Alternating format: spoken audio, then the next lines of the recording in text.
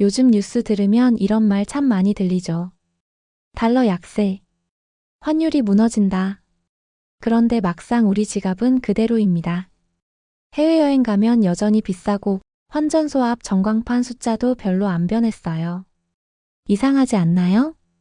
달러가 약해졌다면 우리 원화가 강해져야 하는데 왜 아무 일도 안 일어나는 걸까요?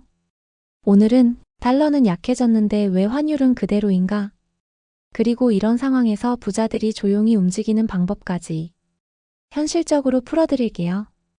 본론으로 들어가기 전 구독, 좋아요, 알림 설정 부탁드립니다. 여러분, 뉴스에서 달러 약세라는 말을 들으면 왠지 우리 돈, 원화가 강해질 것 같은 기분이 들죠? 그런데 막상 지금 우리 원 달러 환율의 현실은 전혀 그렇지 않습니다. 여전히 환율은 1,400원 언저리에서 꿈쩍도 안 하죠. 해외여행 갈 때 환전도 여전히 부담스럽고 해외 직구하려 해도 환전 수수료가 만만치 않습니다. 달러가 약해진다면서요? 그럼 환율이 내려가야 하는 거 아닌가요? 이런 생각 다들 한 번쯤 해보셨을 겁니다. 그런데 지금 시장은 그 단순한 공식이 통하지 않는 이상한 균형 속에 있어요. 겉으로 보면 분명히 달러는 힘을 잃고 있는 것 같지만 우리 돈, 원화도 기운이 없습니다. 쉽게 말해 지금은 약한 놈 둘이 서로 버티는 중이에요. 서로 힘이 비슷하니까 환율 숫자도 그냥 그 자리에 머무는 겁니다. 예를 들어볼까요? 예전에는 한 달러를 사려면 1,400원이 필요했어요. 달러가 약해지면 이게 1,300원대로 떨어져야 하죠. 그런데 지금은 어떻죠? 1,380원까지 내려왔다가도 다시 1,410원, 1,420원으로 훌쩍 올라갑니다. 즉, 내려가긴 내려가는데 내려가다 말아요. 그 이유는 달러만 약해진 게 아니라 원화가 같이 약해져서예요. 이건 마치 이런 상황이에요. 달러와 원화가 줄다리기를 하고 있다고 생각해 보세요. 둘 다 힘이 없어요. 달러는 미국 경기 둔화라는 감기로 몸이 무겁고 원화는 수출 감소, 부동산 침체, 가계부채 때문에 기운이 없습니다. 그러니까 둘 다 쓰러질 듯 비틀거리면서 줄이 팽팽하게 고정돼 있는 거예요. 누가 이기는 것도 지는 것도 아닌 버티는 균형 상태죠. 그래서 달러가 약해진다고 해도 그 약해진 만큼 원화가 강해지는 게 아니라 그냥 둘 다 지쳐서 제자리에 있는 겁니다. 또 이런 이유도 있습니다. 달러가 약해졌다고 해서 달러에 몰렸던 돈들이 자동으로 한국으로 들어오는 건 아니거든요. 달러에서 빠져나온 돈이 어디로 가냐면 요즘엔 미국 내 주식시장, 일본 엔화, 유럽 유로화, 그리고 금 같은 안전자산으로 옮겨가고 있어요. 그런데 한국은 요즘 외국인 투자자들 눈에 조금 불안한 시장으로 보입니다. 경기도 둔화되고 정치 리스크도 있고 가계부채도 여전히 높죠. 그래서 외국 돈이 한국으로 들어오지 않으니 환율이 쉽게 떨어지지 않는 겁니다. 달러 약세는 결국 미국이 약해진다는 신호고 원화 강세는 한국이 튼튼하다는 신호예요. 그런데 지금은 미국도 피곤하고 한국도 피곤합니다. 결국 달러가 약해졌는데 왜 환율은 그대로냐? 의 답은 이겁니다. 달러는 약해졌고 원화는 강해지지 못했다. 둘 다 지쳐있기 때문에 숫자는 그대로인 거죠. 지금 환율은 싸움이 아니라 버팀입니다. 약한 달러와 약한 원화가 서로 지치지 않으려 팽팽히 맞잡고 있는 거예요. 자, 그럼 본격적으로 하나 물어볼게요. 달러가 약해졌다. 이 말 도대체 무슨 뜻일까요? 달러가 약해졌다는 건 미국이 망한다는 뜻이 아닙니다. 그만큼 미국 돈의 매력이 예전만 못하다는 뜻이에요. 예를 들어볼까요? 예전엔 미국이라는 가게가 손님이 줄 서 있을 정도로 잘 나갔습니다. 이자도 많이 주고 안전하기도 하고 믿을만하니까요. 그런데 요즘은 상황이 조금 달라졌습니다. 장사는 여전히 하지만 손님들이 예전만큼 줄을 서진 않습니다. 이게 바로 달러 약세예요. 조금 더 구체적으로 보면 달러가 약해진 이유는 크게 세 가지 흐름으로 나뉩니다. 첫째, 금리 인하 기대감. 미국은 작년, 재작년 내내 금리를 잔뜩 올렸죠. 그때 달러는 정말 강했습니다. 왜냐면 미국에 돈 넣으면 이자 많이 준다는 이유 하나로 전 세계 돈이 몰려왔거든요. 그런데 지금은 상황이 반대예요. 미국 경기가 식으니까 이제 금리를 내릴 수도 있다는 전망이 커졌어요. 이제는 이자 많이 안 줄 거야. 이 한마디면 돈은 순식간에 다른 데로 옮겨갑니다. 그래서 요즘 달러는 조금씩 빠져나가는 손님을 붙잡지 못하는 중이에요. 둘째, 미국 경제의 숨고르기. 미국은 여전히 세계 1등 경제지만 요즘 많이 피곤해졌습니다. 물가가 내려가질 않고 소비는 둔화되고 기업들도 투자를 줄이고 있죠. 마치 한참 마라톤 뛰던 선수가 조금만 쉬자 하고 속도를 늦춘 상태입니다. 그럼 어떻게 될까요? 그동안 달러를 사서 미국에 투자하던 돈들이 이제 여기 재미없네 하면서 유럽, 일본, 신흥국 등으로 흩어지는 거예요. 즉, 달러는 약해졌다기보다 잠시 쉬고 있다는 표현이 더 정확합니다. 셋째, 세계가 탈달러 흐름으로 움직이고 있다. 예전엔 모든 나라가 무조건 달러를 써야 했어요. 기름 살 때도 금 살 때도 모든 결제는 달러로 했습니다. 그런데 요즘은 세상이 달라졌습니다. 중국, 러시아, 인도 같은 나라들이 자기 나라 돈으로 거래하려는 움직임이 점점 커지고 있죠. 유럽도 일본도 우리도 달러 말고 우리 돈 좀 쓰자 하는 분위기입니다. 이걸 탈달러라고 해요. 한마디로 달러의 독점 시대가 조금씩 흔들리고 있는 겁니다. 이 세 가지가 합쳐지면서 달러가 예전만큼 강하지 않은 겁니다. 그럼 달러에서 빠져나간 돈은 어디로 갔을까요? 예전엔 달러에서 돈이 빠지면 그 돈이 한국, 즉 원화 쪽으로도 많이 흘러들어왔습니다. 하지만 지금은 그렇지 않아요. 빠져나간 달러는 유럽 주식, 일본 엔화, 금 같은 안전자산, 그리고 다시 미국 내부 주식시장으로 흩어졌습니다. 즉, 달러는 약해졌는데 그 돈이 한국으로 오지 않으니 우리 원화는 그냥 제자리인 겁니다. 이쯤 되면 이런 생각이 드시죠? 그래, 달러가 약해진 건 알겠어. 그럼 우리 원화는 왜 힘을 못 쓰는 거야? 좋은 질문이에요. 사실 여기에 지금 우리 경제의 현실이 다 들어 있습니다. 첫째, 한국 경제의 체력이 예전 같지 않습니다. 예전엔 우리나라가 수출 잘하는 나라 하면 전 세계가 인정했죠. 반도체, 자동차, 조선, 전자제품. 달러가 자동으로 들어왔습니다. 하지만 지금은 다릅니다. 수출이 줄었어요. 특히 반도체, 전자, 철강 같은 주력 산업이 예전만큼 수익을 못 내고 있습니다. 쉽게 말하면 예전엔 매달 외국에서 돈이 꾸준히 들어왔는데 지금은 그 돈줄이 조금씩 약해지고 있는 거예요. 수출이 줄면 외국 돈이 덜 들어오죠. 그럼 달러가 귀해지고 자연히 원화는 강해지기 힘듭니다. 둘째, 외국인 투자자들이 한국 시장을 떠나고 있습니다. 달러 약세가 되면 보통은 외국인들이 이제 신흥국이 괜찮겠다 하며 돈을 들고 들어오기도 합니다. 그런데 요즘은 정반대예요.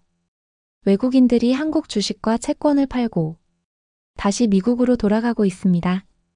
왜냐면 미국 금리가 여전히 높고 지금 한국은 경기 불확실성이 커서 위험 대비 수익이 별로 없거든요. 한국은 돈 벌기가 쉽지 않다. 이런 인식이 퍼지면 외국 자본은 한국을 떠납니다. 외국인이 한국 주식을 팔면 그 돈은 다시 달러로 바꿔나가죠. 그럼 달러 수요가 늘어나고 환율이 떨어지지 않습니다.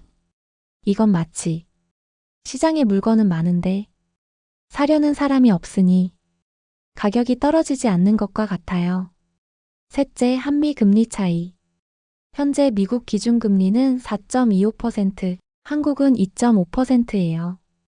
쉽게 말해 같은 돈을 넣어도 미국은 이자 많이 주고 한국은 적게 준다. 그럼 투자자 입장에서는 굳이 원화에 투자할 이유가 없습니다.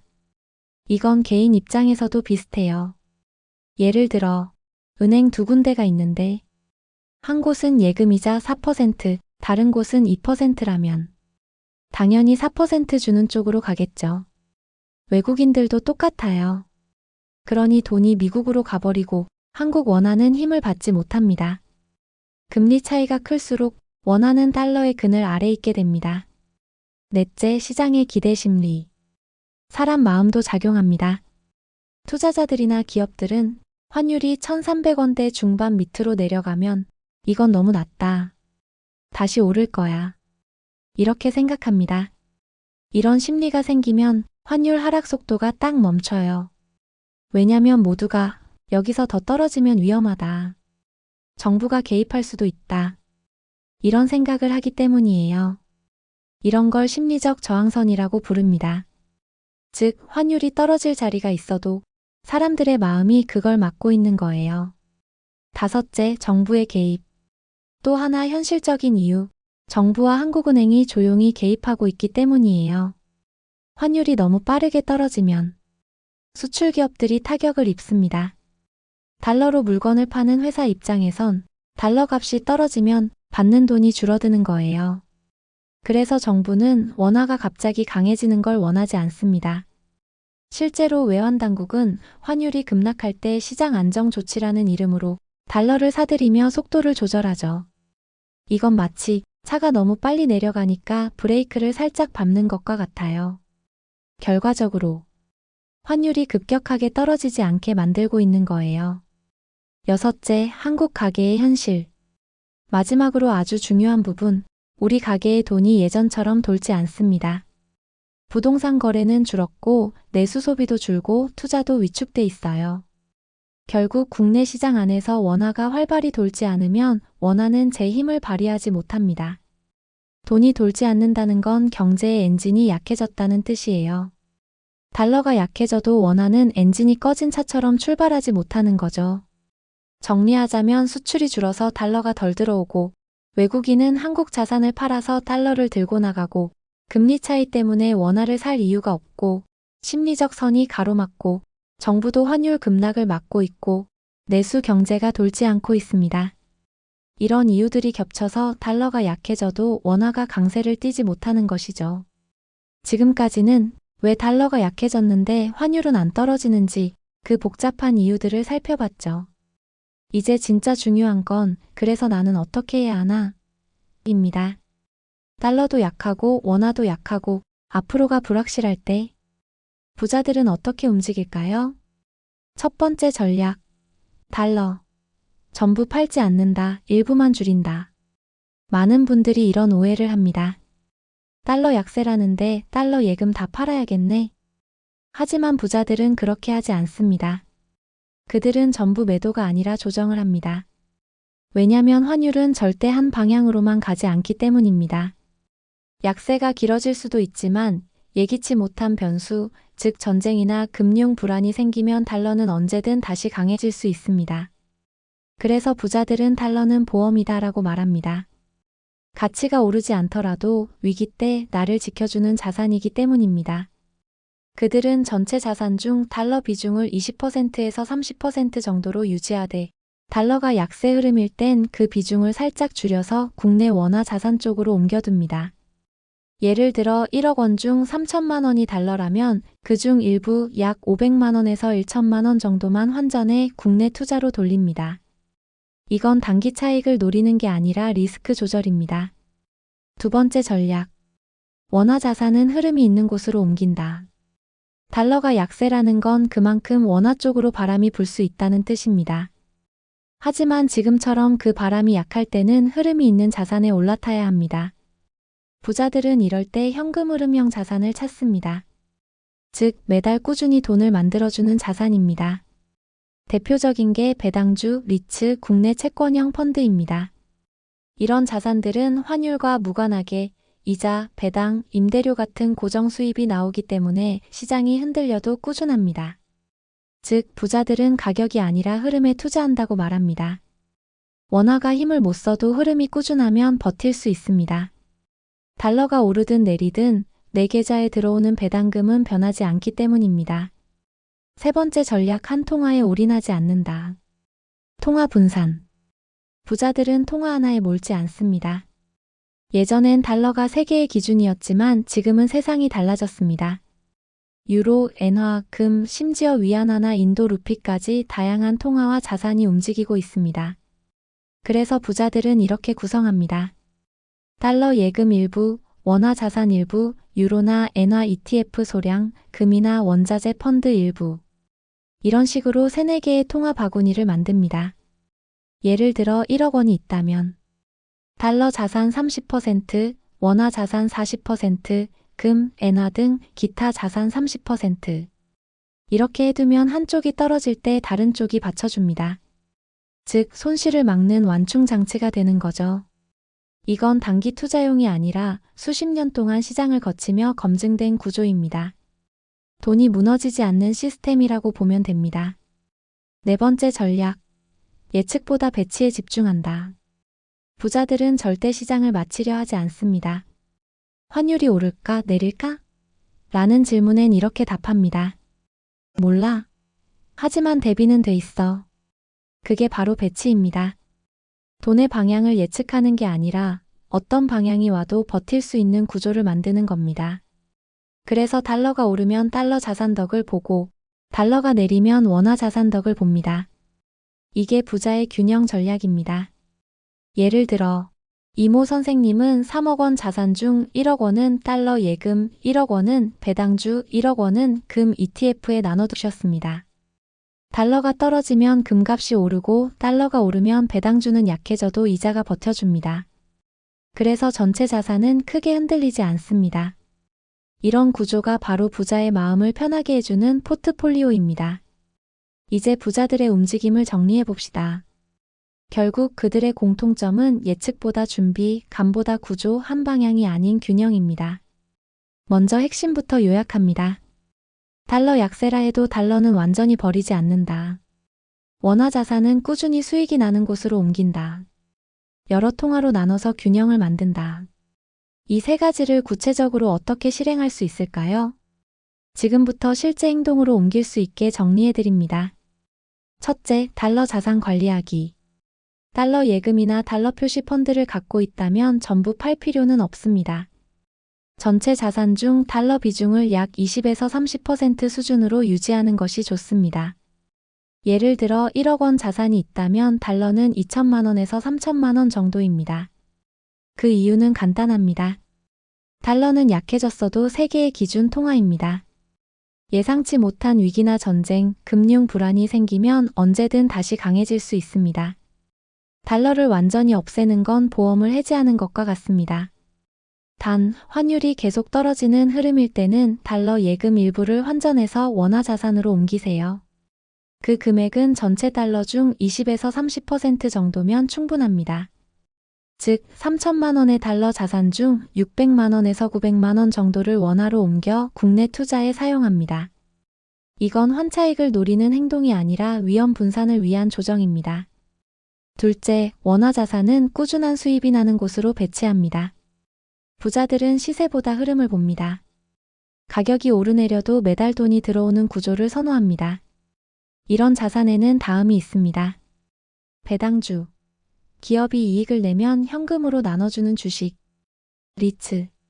부동산 임대료 수익을 투자자에게 분배하는 펀드. 채권형 펀드. 이자 수익이 안정적으로 들어오는 상품. 우량주 적립식 투자. 시장이 흔들려도 장기 평균 수익을 추구하는 방식.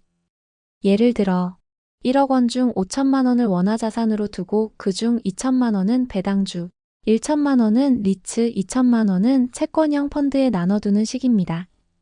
이렇게 하면 시장이 흔들려도 매달 일정한 현금 흐름이 유지됩니다. 셋째, 통화 분산 구조 만들기. 달러나 원화 어느 한쪽에만 의존하지 마세요. 최근에는 유로, 엔화, 금, 심지어 원자재 ETF 같은 대안이 많습니다. 부자들은 보통 다음처럼 구성합니다. 총 자산 1억 원 기준, 원화 자산 40%, 달러 자산 30%, 기타 자산 30%. 이렇게 해두면 달러가 약세일 때는 금과 엔화가 받쳐주고 달러가 강세일 때는 달러 자산이 이익을 내므로 전체 균형이 유지됩니다. 핵심은 한쪽이 떨어질 때 다른 쪽이 버텨주는 구조를 만드는 것입니다. 이걸 통화 완충 구조라고 할 수 있습니다. 넷째, 너무 자주 움직이지 않는다. 환율은 단기 뉴스에 따라 하루에도 여러 번 바뀝니다.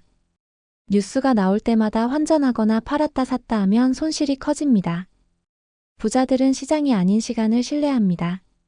한번 비중을 정하면 최소 6개월 1년은 유지하며 큰 변화가 생길 때만 조정합니다.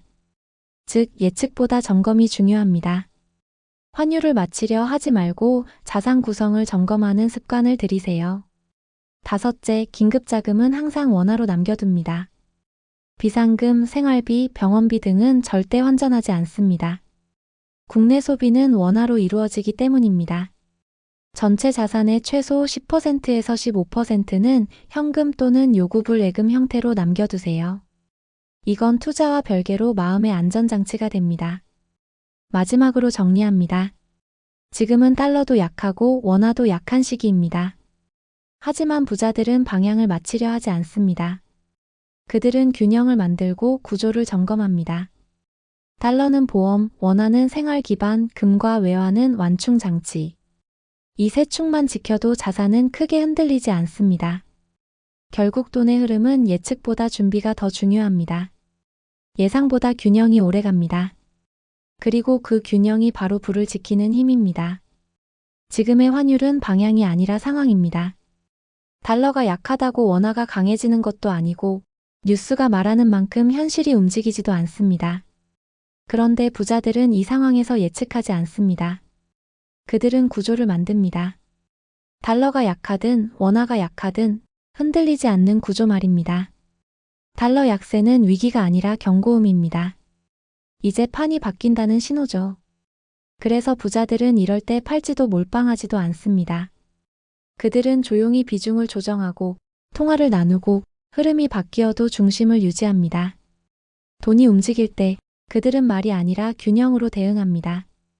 환율은 매일 변하지만 자산의 균형은 하루아침에 무너지지 않습니다.